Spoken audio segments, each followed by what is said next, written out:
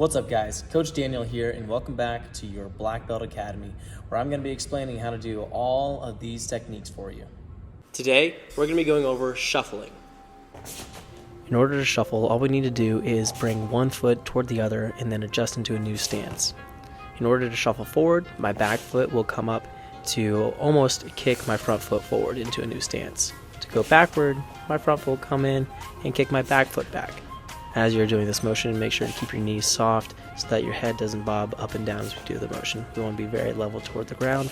And as always, maintain your stance as you move forward and back, keeping your hands up and feet apart.